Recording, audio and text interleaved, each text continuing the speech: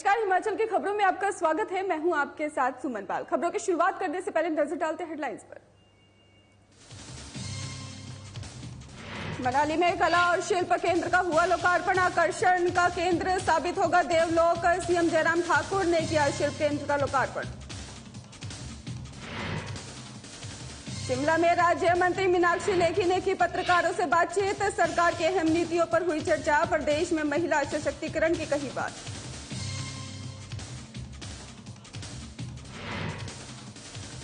शिमला में हिमाचल बीजेपी ने media centre का किया शुभारंभ। प्रदेश भर की गतिविधियों की जाएगी संचालित। बीजेपी प्रदेश अध्यक्ष ने की मीडिया सेंटर का शुभारंभ। कुल्लू में एपीएमसी के मुख्य सलाहकार के घर हुई बैठक से गरमाया राजनीतिक माहौल। रमेश शर्मा कुल्लू विधानसभा से ठोक सकते हैं चुनावी ताल। शिमला में बीजेपी ने बदली लोकतंत्र की परिभाषा। कांग्रेस उपाध्यक्ष नरेश चौहान ने उठाया सवाल। कहा, कर्ज और बेरोजगारी पर श्वेत पत्र जारी करे सरकार।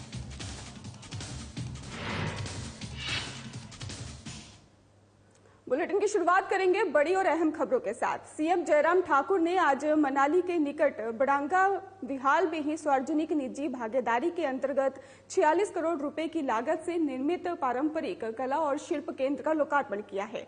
वहीं मुख्यमंत्री ने कहा है कि मनाली विश्व प्रसिद्ध पर्यटक स्थल है और एशियन डेवलपमेंट बैंक की परियोजना पारंपरिक कला और शिल्प केंद्र के देवलोक यहां आने वाले कला प्रेमियों और पर्यटकों के लिए उत्कृष्ट बने स्थल साबित होगा और यह महत्वाकांक्षी परियोजना प्रदेश की समृद्ध सांस्कृतिक धरोहर को प्रदर्शित करेगी। वहीं उन्होंने कहा है कि प्रदेश प्राकृतिक सौंदर्य के लिए माना जाता है। पर्यटन की दृष्टि से बहुत सारी चीजों को एक जगह हम आगे बढ़ाने की दृष्टि से काम करने की परिस्थिति में आ रहे हैं।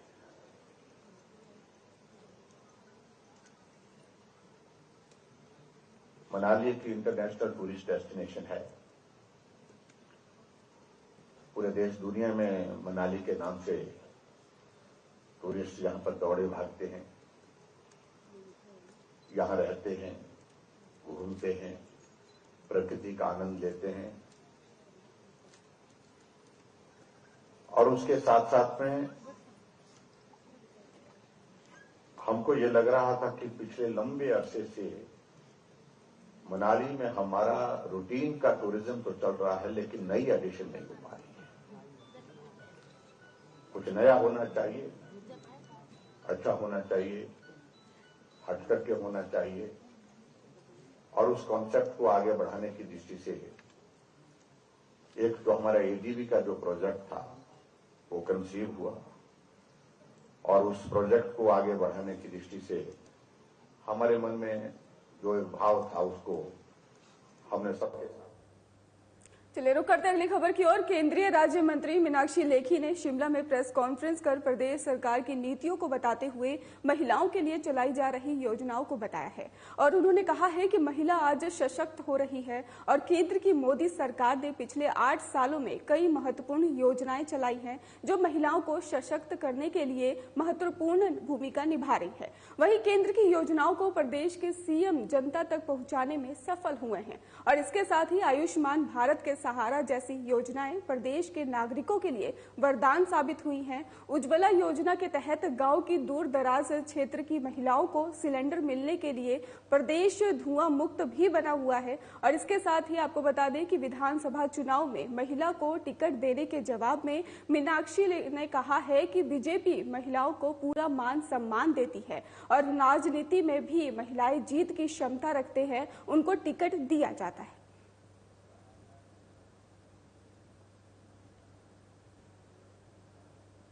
सरकार की योजनाओं की बात करूं तो चाहे वो स्मार्ट सिटी प्रोजेक्ट हो, चाहे आपके नए बने हुए फुटपाथ हो, चाहे आपकी सड़कों के चौड़ीकरण का काम हो, ये सब स्मार्ट सिटी प्रोजेक्ट के तहत हो पाया और बाकी भी काम अभी चल रहे हैं। कनेक्टिविटी, सड़कों की हालात में तो आए दिन लैंडस्लाइड हुई पड़ी होती थी, उससे निजात मिली है। आपके हेलीपैड्स की संख्या बढ़ी है, आपके एयरपोर्ट की स्थिति बेटर की गई है, जो फ्लाइट बंद थी उसको दोबारा शुरू किया जा रहा है। जब फ्लाइट बढ़ेगी, कनेक्टिविटी बढ़ेगी, तो जाहिर तौर पे टूरिज्म बढ़ेगा। टूरिज्म बढ़ेगा तो आप लोगों की कमाई ज्यादा होगी और बाकी सब युवाओं को होटल मैनेजमेंट से लेके तमाम जगहों पर हर प्रकार के रोटी रोजगार का भी। 5 अक्टूबर को प्रधानमंत्री नरेंद्र मोदी बिलासपुर के 1 दिवसीय दौरे पर आ रहे हैं, जहां वे 4 प्रमुख योजनाओं का उद्घाटन करेंगे। वहीं इन योजनाओं में एम्स अस्पताल Bilaspur, hydro engineering college Bandla Bilaspur, medical device park और एक 4 लेन मार्ग का उद्घाटन करेंगे। वहीं पीएम नरेंद्र मोदी के प्रस्तावित दौरे को लेकर एम्स अस्पताल के लुहनू मैदान में तैयारियां जोरों शोरों से चल रही हैं और तैयारियों का जायजा लेने के साथ ही सुरक्षा व्यवस्था पर रणनीति बनाने के लिए भी मकसद से पुलिस महानिदेशक हिमाचल प्रदेश संजय कुंडू सभा स्थल पर पहुंचे। और वहीं डीजीपी संजय कुंडू ने कहा कि प्रधानमंत्री नरेंद्र मोदी 5 अक्टूबर को बिलासपुर आ रहे हैं और उनका मुख्य उद्देश्य प्रधानमंत्री के पिछले कार्यक्रमों को सफल आयोजन की तरह बिलासपुर का ये कार्यक्रम भी सफल रहे, जिसे लेकर सुरक्षा व्यवस्था के पुख्ता प्रबंध किए जा रहे हैं। जानते हैं कि 5 तारीख को एक ब्लॉक प्रोग्राम जो प्रधानमंत्री जी का जो आया है कि पहले एम्स में आएंगे, वहां उसका इनॉग्रेशन करेंगे, विजिट करेंगे, उसके बाद लुनू ग्राउंड में कुछ फाउंडेशन लेइंग स्टोन सेरेमनीज हैं और उसके बाद इनॉग्रेशन सेरेमनी और उसके बाद पब्लिक मीटिंग है। तो सारे हम अधिकारीगण यहाँ आए हैं, एम्स का भी दौरा किया है, अभी लुनू ग्राउंड का दौरा कर रहे हैं और आशा करते हैं कि हम जैसे पास्ट में प्रधानमंत्री जी के दौरे जितने अच्छे हुए उससे अच्छा ये दौरा बिलासपुर का इस बार भी होगा। यस, मैं आपको बताना चाहूँगा कि अच्छी बात यह है कि उस दिन सभी ट्रक्स बैन हैं, कोई भी ट्रक नहीं चलेगा। हमने जितने भी सीमेंट प्लांट्स हैं उनसे अनुरोध किया है कि उस दिन ट्रक्स को नहीं चलाएं, नंबर 1। नंबर 2, ये बहुत इम्पॉर्टेंट है, जितने भी हमारी गाड़ियां हैं लॉन्ग रूट की जो मंडी से चंडीगढ़ जाएंगी वो बिलासपुर ना आए। वो आपका जो घाघस पहुंचते हैं, घाघस से आप कंदरौर पहुंचते हैं, कंदरौर के बाद जो आपका ब्रिगेड का लेफ्ट में जो आपका 4 लेन है, तो मेरा उन सभी ट्रैवलर्स से जो मंडी से, कुल्लू से लॉन्ग रूट ट्रैवल कर रहे हैं, कृपया उस दिन आप बिलासपुर नहीं आए, आप फंस जाएंगे, हमें भी दिक्कत होगी। आपके लिए हमने व्यवस्था की है कि आप भगेड़, कंदरौर और जो आपका जो घाघस, कंदरौर, भगेड़ से पहले आप डाइवर्ज कर जाएं वहां से। हिमाचल प्रदेश विधानसभा चुनाव को लेकर बीजेपी विधायक अलर्ट मोड पर नजर आ रही है। राजधानी शिमला में हिमाचल बीजेपी ने मीडिया सेंटर का शुभारंभ किया है। वहीं इस दौरान हिमाचल बीजेपी के अध्यक्ष सुरेश कश्यप, सीएम जयराम ठाकुर के ओएसडी महेंद्र धर्मानी मौजूद रहे और वहीं इस दौरान उन्होंने जानकारी देते हुए बताया कि इस मीडिया सेंटर से प्रदेश भर की गतिविधियों का संचालन किया जाएगा और साथ ही उन्होंने इस दौरान प्रधानमंत्री नरेंद्र मोदी और बीजेपी राष्ट्रीय अध्यक्ष जगत प्रकाश नड्डा के दौरे को लेकर भी जानकारी दी है। और हिमाचल बीजेपी के अध्यक्ष सुरेश कश्यप ने कहा है कि बीजेपी के राष्ट्रीय अध्यक्ष जगत प्रकाश नड्डा 2 अक्टूबर को ऊना दौरे पर जाएंगे और इसके बाद 3 अक्टूबर को वे हमीरपुर संसदीय क्षेत्र के दौरे पर रहेंगे और 5 अक्टूबर को बिलासपुर में एम्स के उद्घाटन और उसके बाद होने वाली रैली में भी जगत प्रकाश नड्डा शामिल होंगे। वहीं आपको बता दें कि उन्होंने जानकारी दी है कि देश के प्रधानमंत्री नरेंद्र मोदी 5 अक्टूबर को AIIMS बिलासपुर का लोकार्पण करेंगे और इसके बाद वे एक विशाल जनसभा को भी संबोधित करेंगे और इसके साथ ही प्रधानमंत्री नरेंद्र मोदी कुल्लू में भगवान रघुनाथ के सामने भी शीश नवाएंगे। भारतीय जनता पार्टी का मीडिया सेंटर, उसका शुभारंभ यहाँ पर किया गया है और आगामी जो गतिविधियां उसका केंद्र अब हमारा ये स्थान रहेगा। मैं समझता हूं कि जिस प्रकार से आज भारतीय जनता पार्टी हिमाचल प्रदेश में आगे बढ़ रही है, निश्चित रूप से आप सबके सहयोग से हम जिस लक्ष्य में लगे हैं उस लक्ष्य की प्राप्ति हम करेंगे। हम जानते हैं अभी माननीय प्रधानमंत्री जी का बिलासपुर का दौरा है और उनका आशीर्वाद हमको मिलेगा। साथ ही अगले कल माननीय राष्ट्रीय अध्यक्ष जी ऊना में आ रहे हैं और उसके बाद उनका हमीरपुर जाने का और कल शाम को बिलासपुर पहुंचने का कार्य। खबरों का सिलसिला लगातार जारी है, रुकते छोटे से ब्रेक के लिए।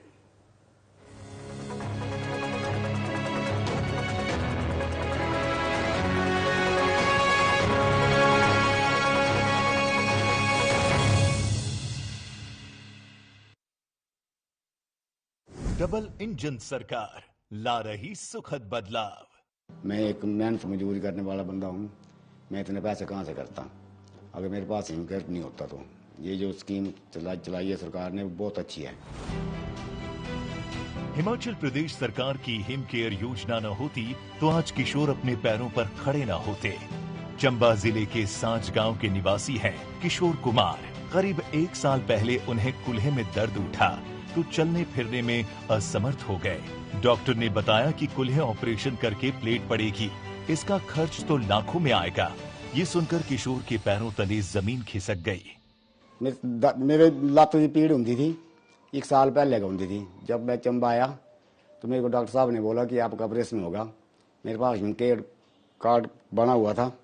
डॉक्टर साहब मेरा जो इलाज हुआ है, ऑपरेशन का जो भी खर्च आया है वो कार्ड के जरिए सारा सरकार ने किया है। वो तो भला हो हिमकेयर कार्ड का। चंबा के सरकारी अस्पताल में करीब 20 दिन इलाज चला, सफल ऑपरेशन हो गया और इलाज के नाम पर पाई भी खर्च नहीं हुई। ये सिर्फ किशोर की ही कहानी नहीं है। राज्य में लाखों लोग जयराम सरकार की फ्लैगशिप योजना हिमकेयर का फायदा उठा चुके हैं। मैं दाखिल हुआ था जी, तो वहाँ मेरे को डॉक्टर ने बताया गया कि तेरा सीटी स्कैन वगैरह होना है। तो उन्होंने बोला कि आप ऐसा हिमकेयर है तो अपना कार्ड इशू कराओ तो हो जाएगा। तो उसमें मेरा सारा फ्री हो गया था, मेरा कोई पैसा नहीं लगा था। मेरे इधर गर्दन के पास की जो है नस दब गई थी और उसकी वजह से मेरी दोनों टांगे जो है वो दोनों पैरालाइज हो गई थी, मैं बिस्तर में हो गई थी ना। जो ये हिमकेयर कार्ड है उसकी वजह से मेरा इलाज भी हुआ, आज मैं अपने पाँव पे खड़ी भी हूँ। मेरे को जी तकलीफ हो गई थी हरने की। मेरे को बोला जी पहली का ऑपरेशन होना, कहाँ से करने थे मैंने इतने पैसे। तो सरकार का धन्यवाद है कि उन्होंने मेरा इलाज फ्री हुआ ये कार्ड की वजह से। इस योजना में बीमारियों के उपचार के लिए 1579 प्रक्रियाएं कवर की जा रही हैं। इनमें डे केयर सर्जरीज भी शामिल है। निजी या सरकारी अस्पताल में भर्ती होने पर कैशलेस सेवा प्रदान की जा रही है। हिमकेयर का संबल बदला हिमाचल वासियों का जीवन।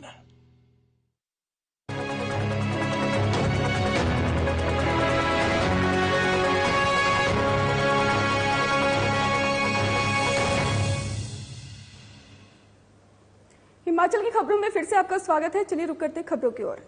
शिमला में कांग्रेस उपाध्यक्ष नरेश चौहान ने कहा है कि बीजेपी की सरकार 5 सालों में पूरी तरह से फेल होते हुए नजर आई है, जिसके बाद अब सत्ता खिसकती देखते हुए कांग्रेस के जिताऊ प्रत्याशी को पार्टी में प्रलोभन देकर शामिल किया जा रहा है। वहीं उन्होंने कहा कि 5 सालों में बीजेपी सरकार ने केवल कर्ज लिया है और काम कुछ नहीं किया। वहीं उन्होंने कहा कि सरकार मांग की है कि कर्ज और बेरोजगारी को लेकर श्वेत पत्र जारी करे। और वहीं कांग्रेस विधायक अनिरुद्ध सिंह ने मीडिया में खुलासा करते हुए कहा कि बीजेपी ने लोकतंत्र की परिभाषा बदल दी है, नेताओं को डराया धमकाया जा रहा है और बीजेपी हमसे कुछ इस हद तक कामयाब होते नजर आई है और आजादी के 75 साल के अमृत महोत्सव में सरकारी पैसे का दुरुपयोग किया जा रहा है।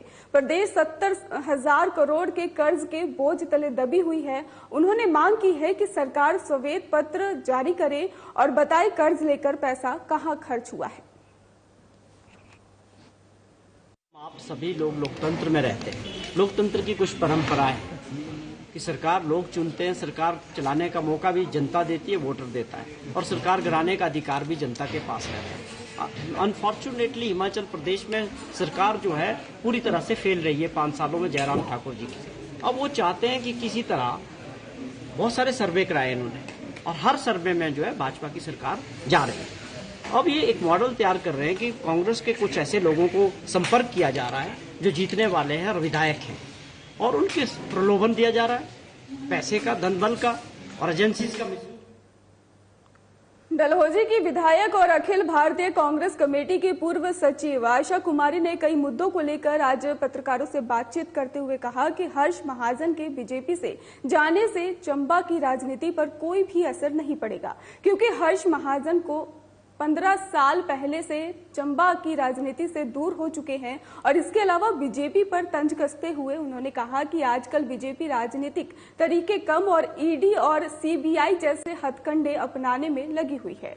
उन्होंने गत दिवस विधानसभा उपाध्यक्ष हंसराज की कथित तौर पर वायरल ऑडियो के बारे में अपनी प्रतिक्रिया देते हुए कहा कि एक जनप्रतिनिधि जो उपाध्यक्ष पद पर आसीन हो उसे ऐसी आपत्तिजनक भाषा का प्रयोग नहीं करना चाहिए, जो कि बहुत ही निंदनीय बात है।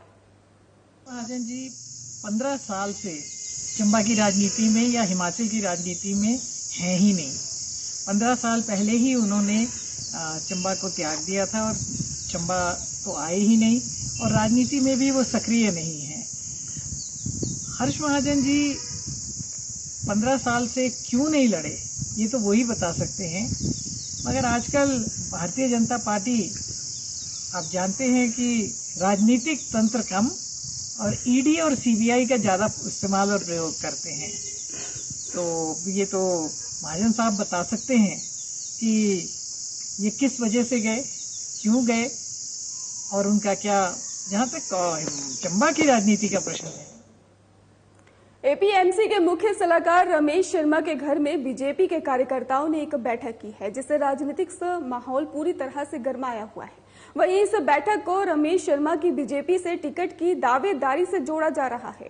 हालांकि कुल्लू विधानसभा क्षेत्र से बीजेपी से टिकट के दावेदार पूर्व सांसद महेश्वर सिंह और एचपीएमसी के उपाध्यक्ष राम सिंह को दावेदार माना जा रहा है। लेकिन अब रमेश शर्मा के घर में हुई कार्यकर्ताओं की बैठक से बीजेपी के अंदर एकाएक खलबली मच गई है और ऐसे में कुल्लू विधानसभा क्षेत्र से आपको बता दें कि एपीएमसी के मुख्य सलाहकार रमेश शर्मा भी चुनावी ताल ठोकते हुए नजर आ रहे हैं। हालांकि आपको बता दें कि अपने घर में हुई बैठक को रमेश शर्मा ने एक आम बैठक बताया है। मैं भारतीय जनता पार्टी का सिपाही, मेरी पार्टी ने जब भी मुझे जहां भी आदेश दिया मैं हमेशा वहां खड़ा रहा। पार्टी जहां भी आदेश देगी वहां पे पूरी ताकत के साथ काम करेंगे। ये कोई शक्ति प्रदर्शन नहीं था। हाँ, जो लोग कार्यकर्ता जुड़े होते हैं, एक हर व्यक्ति की एक अपनी भावना है, सभी के मन के अपना भाव रहता है कि वो किस व्यक्ति उसी संदर्भ में। लेकिन भारतीय जनता पार्टी हमारा शीर्ष नेतृत्व। वहीं चिंतपूर्णी विधानसभा क्षेत्र में मौजूदा विधायक के खिलाफ फिर से बगावत के सुर उठ गए हैं। शुक्रवार को अंबेडकर भवन में विधानसभा क्षेत्र के अलग अलग पंचायतों के 300 के करीब बीजेपी कार्यकर्ता और वोटर इकट्ठे हो गए और इन लोगों ने विधायक बलवीर सिंह की टिकट काटने का प्रस्ताव पारित कर बीजेपी हाईकमान को भेजने की बात कही है। और इससे पूर्व उपस्थित लोगों ने पवन ठाकुर को टोपी पहनाकर पुराने बीजेपी कार्यकर्ता गुट का अध्यक्ष चुनाव।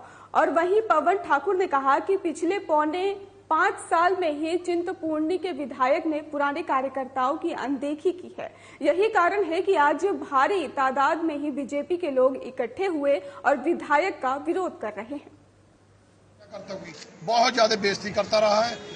आज जो ये लोग आए हैं वो मेरी को लोकप्रियता नहीं है इधर। मैं 5 साल में किसी का कोई काम नहीं करवा सका। ये वो लोग हैं जो विधायक द्वारा जलील किए गए, बेइज्जत किए गए, वो कार्यकर्ता आज इकट्ठे हुए इसके खिलाफ। तो मेरी प्रदेश नेता से ये निवेदन रहेगा कि हम पार्टी के लोग हैं, पार्टी के वफादार हैं। हम ये चाहते हैं।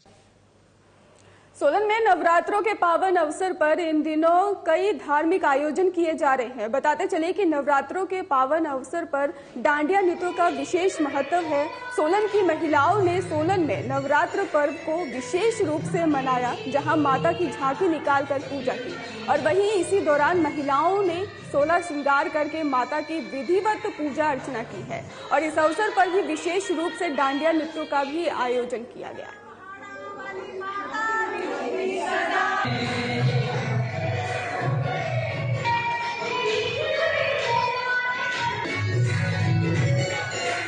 और हमने इस प्रोग्राम में हर साल की तरह इस साल भी कई कंपटीशन रखे, जिसमें कि गरबा क्वीन, गुजराती कुड़ी, मिस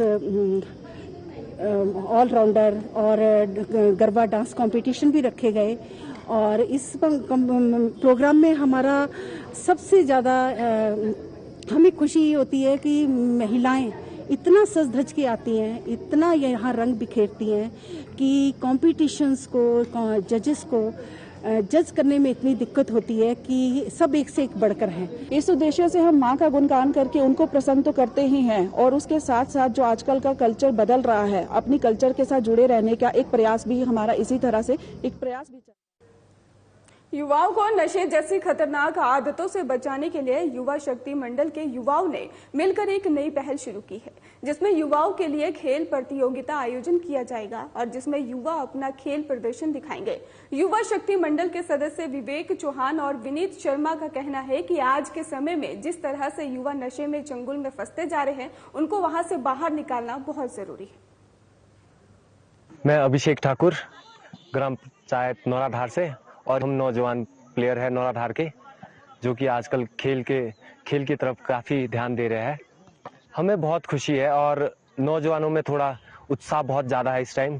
छोटे बिल्कुल जो बच्चे अभी स्कूल में जा रहे हैं, वो वहाँ से लेकर 40-50 उम्र तक जितने भी आम जनता है हमारी नौराधार की, उनमें काफ़ी। देश और दुनिया की तमाम खबरों के लिए हमारे साथ जुड़े रहिए। नमस्कार।